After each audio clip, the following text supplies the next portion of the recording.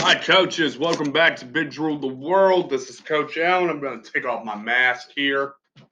Um, Welcome back to Big Rule the World.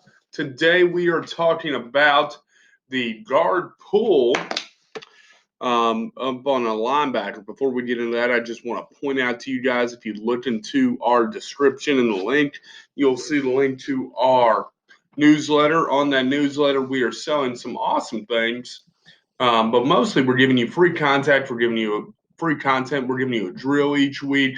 We're giving you different ideas on athletic performance for offensive linemen and how you can coach it up, and just stuff along that matter. So we're continuing our series today on the guard pull.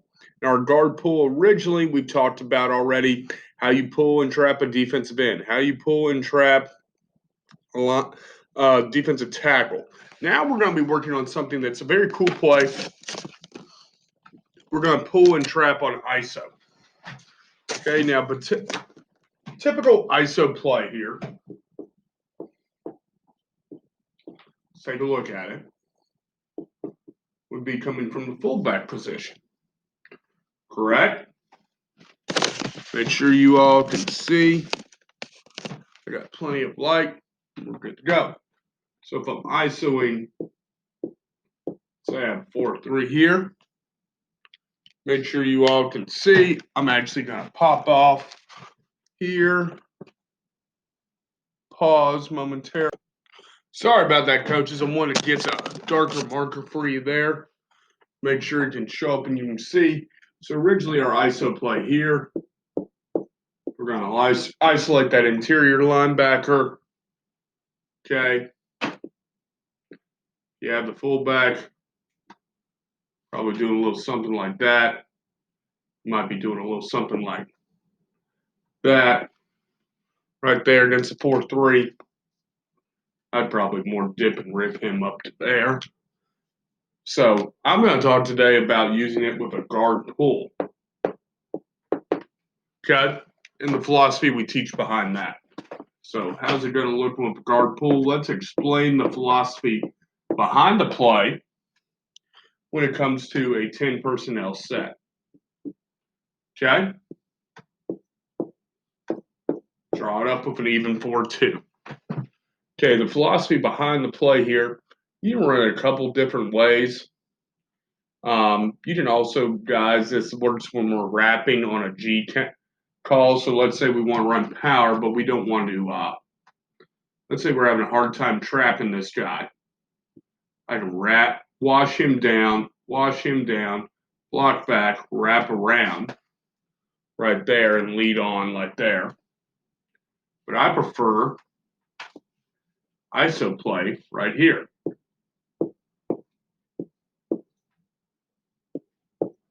I have 4-2 pathway. I see a number of ways you can do this.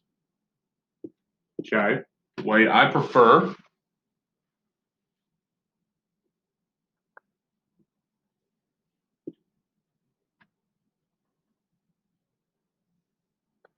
right here and then reading that 3 technique.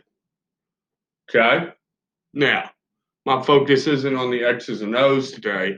I'm going to be talking to you about that guard right there and how his footwork changed. Now, we talk about the trap pull. This is a much different pull than a trap or a power pull. I talked about the power pull when we're looking at the lineman's feet. You're going to have him come at a 90-degree angle if we're pulling right. That's where we're taking that drop step with our right foot. The trap pull is a little bit more at a 45. Boom. Okay. We're rubbing that center off right there almost. Okay. This is how we teach our guard to pull on that wrap to an interior linebacker. Now, linebackers are a little bit more different. Your shoulders have to stay square. Your feet have to stay balanced and underneath of you. You can't turn to the sideline much like you do on a trap block. Big coaching point is you got to keep your eyes on your target. Okay, I got eyes on my target here. I'm going to take actually a drop step with my right foot. So I teach them, if I have my 2 feet here, these are horrible drawings. I'm actually just going to take a drop step almost at a 45-degree angle, a bucket step, if you will. Very small, 6 to 12-inch step, bang, right back here. All right, my next step is kind of a basketball move almost. I'm going to cross over. This is the only time in sports I teach crossover. I'm going to cross over feet. Boom. But why am I crossing over my feet there on that bucket step or that pull? Okay. I'm crossing over right there because as I take my left foot and I cross over now, I'm gaining a little bit of ground. That's number one. I'm the guard right here, center right here. I'm the guard. Okay. I'm gaining a little bit of ground as I drop back. Boom. I'm crossing over. Okay. I'm staying parallel to the line of scrimmage. As I work my way up, so I'm going to take one step in the bucket. Step two, I'm crossing over with my left foot. My shoulders, my hips, everything are still squared at linebacker. We have to read how this block is going to take us. At play side guard, if this tackle pinches down, cool. We have a way to take our momentum. Now I'm going to stay parallel and come up to the linebacker there, and we got a B-gap play. If it goes the way I prefer it to go, the tackle goes out, guard can wall him off, and now my third step after I crossed over is to bring that right foot back up and out to the right here. So now we're off like a fullback. Coaching points for this play are you got to adjust to how the block is going to be, guys. All right? If it turns out to be an A-gap pull, okay, I want to try to hit the inside number of this linebacker, okay? I'm not hitting him with the flipper. I'm hitting him with my hands now. I've taught the flipper so long with trap and power. You got to get your hands on that linebacker because they can go left or right. And I want to keep my head in between him and the ball. So I want to fit my head to the inside of him. B-gap. And now I want to fit outside of him. Why? Let's take a look at the play.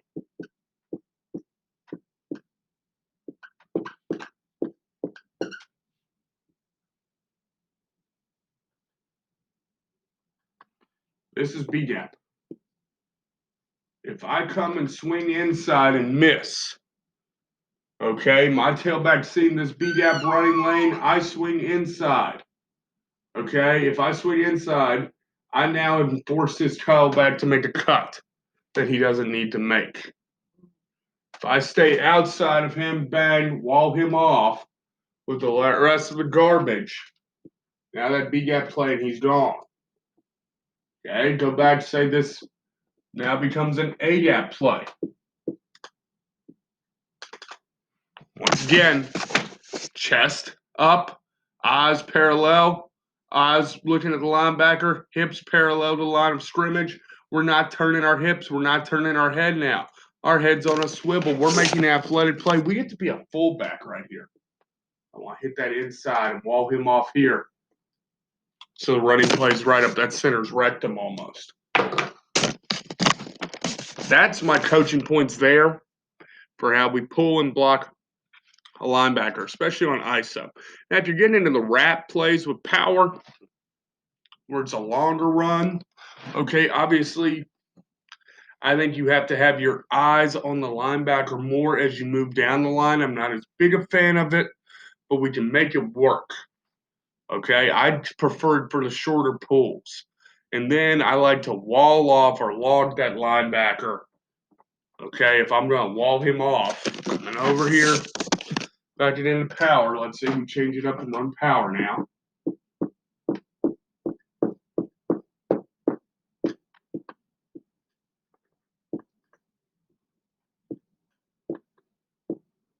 Ugh.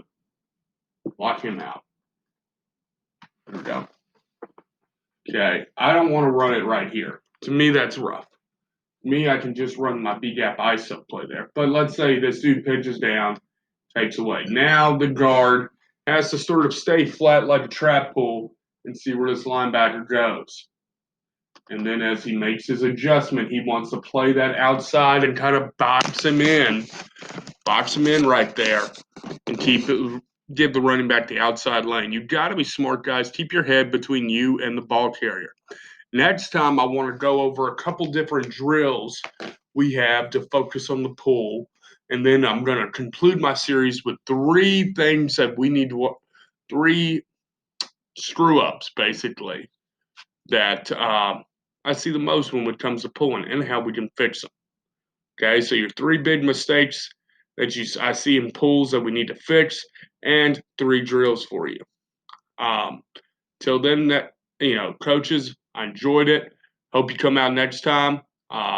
Until then, remember, if you want to score points and win games, you got to know how to win in the trenches. And to do that, you got to know that bigs rule the world. I'll see you next time, coaches.